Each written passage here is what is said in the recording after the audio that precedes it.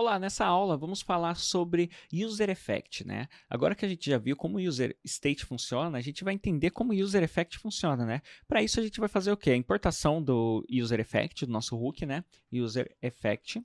Então, eu vou chamar ele aqui dentro do meu escopo de execução, ele aqui, User Effect. Aí eu vou passar o quê? Vou passar essas informações aqui, um callback, prontinho.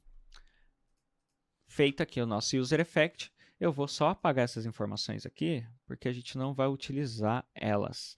Então, eu tenho o state e vamos ver se está funcionando. Está funcionando perfeitamente, né? Vou tirar o lazy daqui e vou deixar somente vazio a nossa informação para que a gente possa popular com algum valor, né? Que no caso vai ser com a mulher gato. Prontinho. Então, meu estado ele é vazio. E eu vou criar o quê, né? Eu vou criar um outro input de informações que na verdade não vai ser um input. Eu vou criar aqui dentro um novo botão com um novo state. E esse state vai ser o meu count. E aqui eu vou ter o set count. Meu valor de contagem inicial vai ser 0. E aqui eu vou ter o name e vou ter o quê? O count.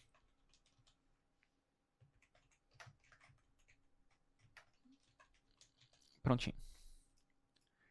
Beleza, meu contador é aqui. Eu vou colocar aqui como mais um, porque aqui eu sempre vou fazer um acréscimo. E aqui o set count, para não ter que criar outra função, vamos passar ela aqui da forma diferente, né? Que vai ser basicamente o nosso count mais um. Deixa eu só apagar aqui. Prontinho. Beleza. Toda vez que eu atualizar, observem uma coisa. Toda vez que eu atualizar, o meu state vai atualizar também. Se eu criar um outro count, que eu vou criar um outro count aqui, count 2, que também vai ser 0. Vou tirar essa informação daqui, porque a gente não vai utilizar mais essa, nem isso. Opa, volta. Apaguei coisas a mais. Prontinho. Feito. Eu vou colocar aqui o count 2 e count 2. Prontinho. Opa, não tem mais handle click. E agora vamos ter aqui o count 2 com count 2. Prontinho. Eu vou fazer a atualização de um aqui e do outro aqui, beleza? Só vou inverter a ordem aqui. Prontinho. Então, cada count vai ter ali um update, né? Vou colocar aqui para count 2 para a gente visualizar com mais facilidade.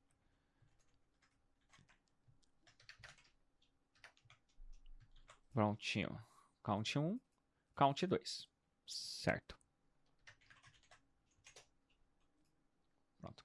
Tá mais bonito assim. Pronto, temos um, temos o outro. Só que dentro do User Effect, observe, né? Console.log e eu vou passar a informação aqui, render executed. Então, ele foi executado. Apertei aqui o count, ele vai ser executado de acordo com a quantidade que eu apertar. E se eu apertar o count 2, ele também vai ser executado, né? Então, o User Effect, utilizando ele dessa forma, a gente tem um problema muito sério, que é o problema de vazamento de memória, né? Porque você está sempre executando e você está sempre forçando o render a atualizar aqui o seu return e fazer com que a DOM sempre altere a informação que ela tem lá, né? Então, a gente tem a possibilidade de evitar isso passando o quê? Passando aqui parâmetros, né? Então, eu posso passar duas dependências aqui, 3, 4, 5, quantas dependências a gente quiser ficar escutando, ou até mesmo nenhuma, né? Porque na hora que eu atualizar aqui, ele vai renderizar uma vez só, e na hora que eu fizer o update, ele não vai alterar o meu estado ali, fazendo com que ele force o meu render a ser executado, a não ser que seja executada esse render aqui. Que na Virtual DOM ele só altera de fato o que eu tenho de informação aqui dentro dessas duas variáveis. Eu não preciso alterar tudo, né? Então, eu evito que isso aconteça, né? Por quê? Porque a forma correta da gente utilizar é aqui. E se eu colocar um hook aqui dentro, o que acontece, né? Então, a gente tem um sério problema chamado aqui, ó, count 2 mais 1. Vamos atualizar. Aí a gente altera aqui. Pronto. Não aconteceu nada, né? A gente alterou. 2. Aí 6, 7, 8. Normal. Mas, se eu falar que eu quero escutar a minha variável, aí a gente entra no quê? A gente entra num problema de loop infinito, né? Se a gente olhar aqui, a gente tem excedido a quantidade de updates aqui dentro, né? Por quê? Porque na hora que a gente executar essa função, ele vai pegar essa informação que já está alterada, né? Porque se a gente fizer o quê? A gente fizer isso aqui, console log do count2, e trouxer a informação aqui para a gente tem o quê? Ele vai ser executado. Só que, se a gente executar ele uma vez, concorda comigo, eu executei ele uma vez. Ele viu que foi alterado. Toda vez que sai um console log aqui é porque alterou o estado, né? Então, ele foi alterado, ele entendeu que foi alterado, ele vai fazer o quê? Ele vai entrar aqui, vai alterar de novo. Aí depois ele vai entender que foi alterado e ele vai ficar nesse loop infinito. Então, ele vai ficar fazendo essa alteração toda hora. Então, se a gente analisar o que vai acontecer aqui, vai ser basicamente o quê, né? Então, eu tenho aqui o count2. Aí o count2 ele vai fazer o quê? Ele vai disparar o user effect.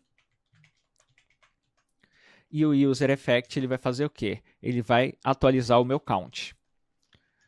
E aí o meu count2 ele vai fazer o quê? Ele vai disparar o user effect de novo. E assim por diante, né?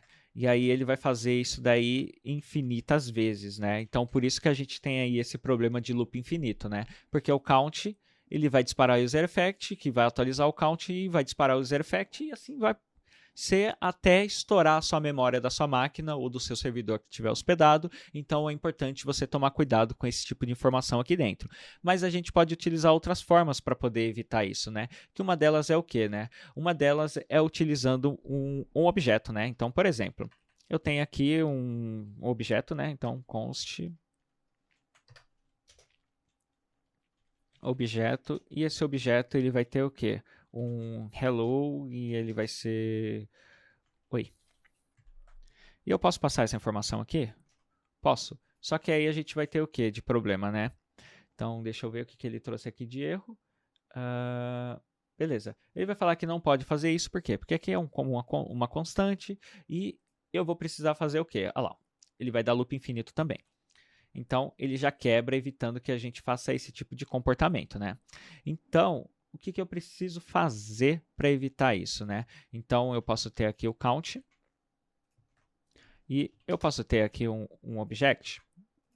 Posso. Aí, eu vou atualizar aqui e ele vai trazer loop infinito de novo, tá?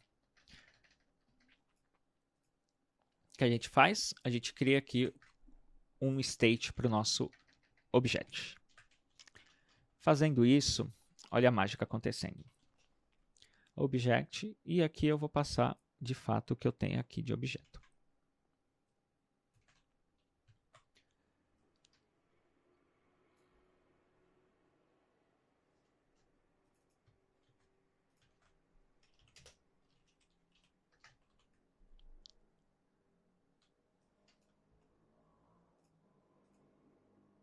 Olha lá, loop infinito aconteceu. Vou comentar essa linha aqui.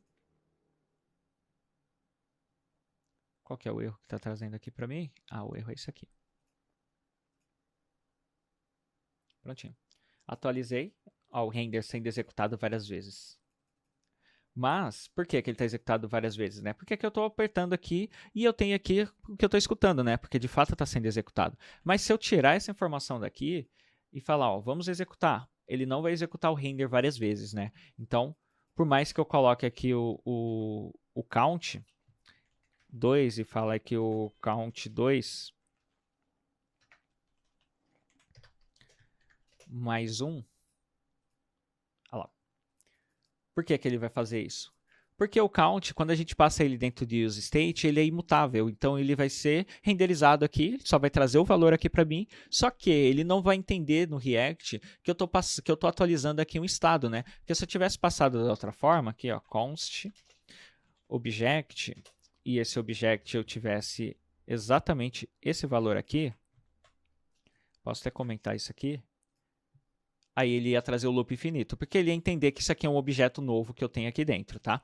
Então, É importante que a gente passe como set state, como use state na nossa aplicação, justamente por causa disso, porque o use state ele acaba sendo imutável até que a gente faça a mutação dele. Então, ele não vai entender aqui de fato que eu estou fazendo uma alteração de estado. Então, ele não vai disparar para mim, a não ser que eu faça a alteração desse user object. Então, se eu fizer aqui em user object e falar para ele, vamos trocar o valor dele, vamos trocar aqui o valor de hello para, sei lá, qualquer coisa.